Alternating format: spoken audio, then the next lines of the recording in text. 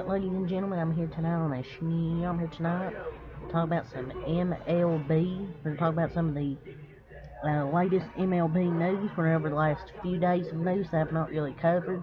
I didn't really film yesterday because I was at a concert. I got back at 12, near 12.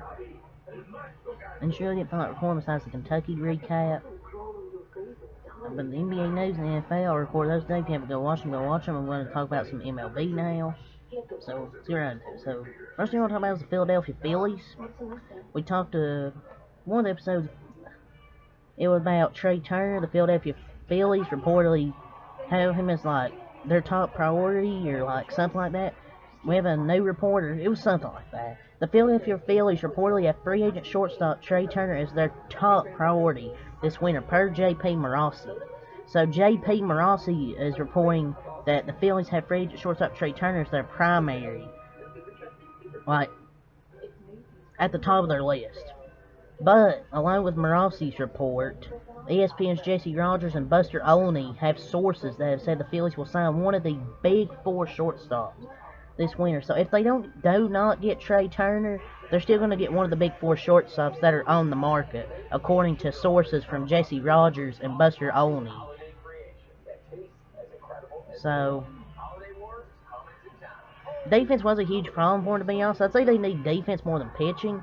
You need someone to replace Segura, and adding a starter would be nice, but it really wasn't an issue. You need another bullpen arm and get a shortstop to replace Jean Segura. And when will Trea Turner sign? In a normal off-season, yes, they'd get done during winter meetings. That's when, like, front office across all teams, along with many players and agents show up, and business gets done during those meetings. So I don't know when they'll sign. I feel like maybe Carlos Correa would be a better fit in Philly. But the Phillies do need a leadoff here. You can't have Schwarber and Hoskins batting one team cleaning up the bases. Would Carlos Correa fit that team better? Probably, but you need a leadoff guy in speed, which they lack. So that's probably the reason why the Phillies probably are having Trea Turner their top priority. But if they don't get him, they'll go and get one of the big four shortstops, for sure.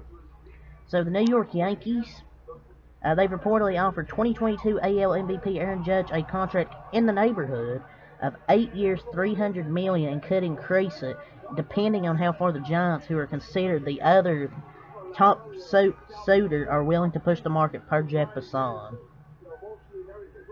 And I think he wants more than $300 million. I believe it's going to be in the $350, $375 million range. But you understand that's $44 million a year at minimum. Unless the team raises the years, there's a 0% chance he gets that. And people are going to ask, oh, why wouldn't he get $44 million a year? Because paying someone a minimum of $44 million a year for 8 to 10 years is absurdity. That would pass the AAV of Scherzer's contract. That contract's only 3 years. Paying a position player that much for that long in the current MLB market makes no sense. But I'm going to be honest, though, the more I hear about this, the more I think one of these things will do is just get fans in the seats. Like, a San Francisco Giants. But, I mean, they do get fans in the seat regardless. Maybe, like, an Athletics or maybe the Mets or something. But I feel like he's going to go to the Giants. I just don't know if he'll have a year close to 2022 again. I feel like if you're a Yankees fan, you might have to let him go. He might get 3 or 4 more great years and then look like Pujols. But a lot of people saying only $300 million. It's just feels like it'd be an overpay. I just don't know if he'd have that many good years left. Man, if he's gonna have 3 or 4, and the rest of that would just be a waste of a contract. But we'll see, man. We'll see how far the New York Yankees are willing to go, if the Giants are willing to push the market. More news, the Arizona Diamondbacks have reportedly expressed interest in free agent shortstop Xander Bogaerts, along with Chicago Cubs, per Jeff Passan. So, the Arizona Diamondbacks have reportedly expressed interest, and the Cubs as well. The Cubs don't understand how rebuilding works.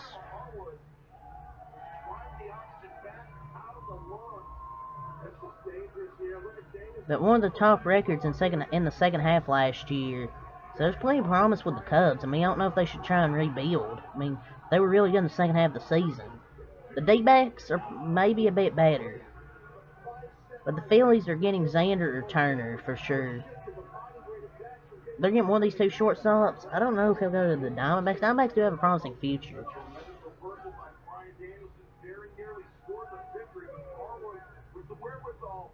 But the D-backs don't need him, to be honest.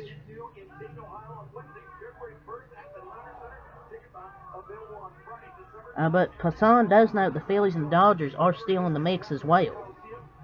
The Athletics' Ken Rosenthal reports that the Padres have recently checked in with Xander ahead of next week's winter meetings. So what will that mean for Fernando Tatis? Mean shortstop? Will he move positions? We'll see. But a lot of teams have checked in on Xander Bogaerts. If the Phillies don't get Trey Turner, they're going to get Xander Bogaerts. I don't know if he'll go to the Cubs, a rebuilding team. He could go to the Dodgers. But yeah, we'll see. Los Angeles Dodgers are reportedly viewed as the strongest candidate to land free agent right pitcher Justin Verlander, per J.P. Morosi. But why, man? Just why? I just don't know. I don't know why. Why did the Dodgers wait to sign him once he's older? Like, I don't know. I mean,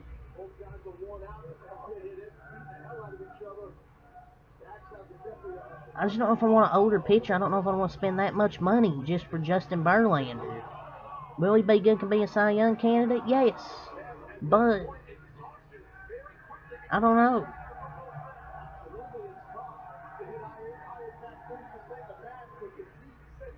The Houston Astros reportedly talked to free agent catcher Wilson Contreras and are set to meet with him during the upcoming winter meetings, per Ken Rosenthal. So Houston's gathering the Infinity Stones. Their 1 through 9 is going to be all stars, man. Like, stop this madness. They're putting that World Series money to use, though. By March, they're going to have the 2023 AL All-Star team assembled, man. The Astros are going to try and get everybody. They've got Jose Abreu now to add to their All-Star lineup. They're going to try and get Wilson Contreras. If they do that, just cancel the season, because the Houston Astros will go back-to-back if they get Wilson Contreras. The Tampa Bay Rays reportedly talked to representatives of two-time Cy Young right-handed pitcher Jacob deGrom, per Andy Martino. So, bro's gonna go to Tampa on a Black Friday deal. I don't know what money, because the Tampa Bay Rays never really paid big contracts.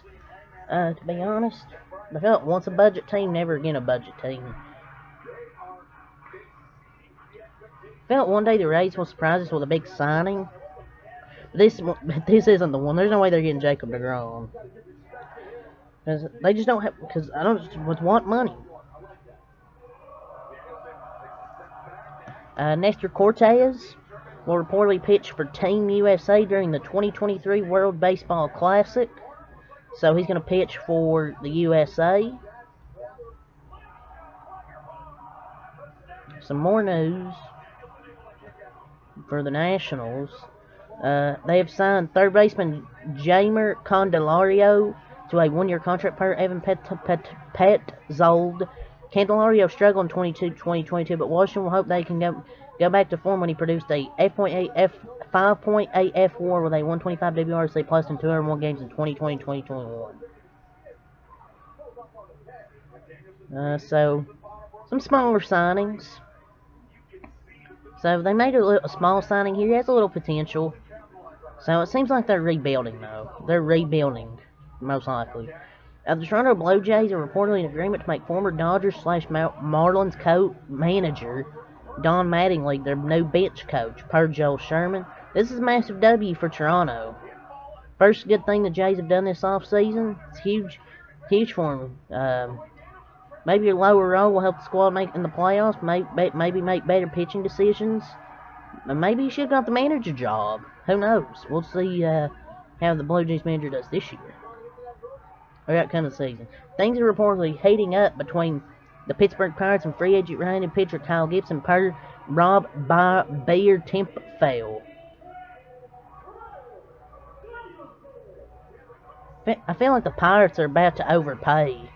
I mean, he's probably back in rotation guy at this point in his career, probably maybe flip him at the deadline, but I mean, he is a great teammate. With some rest, he can still pitch effectively, 8 innings, so yeah. But that's it. That's all to talk about for the MLB. That's all the latest news around the major leagues. So, yeah, until next time, peace.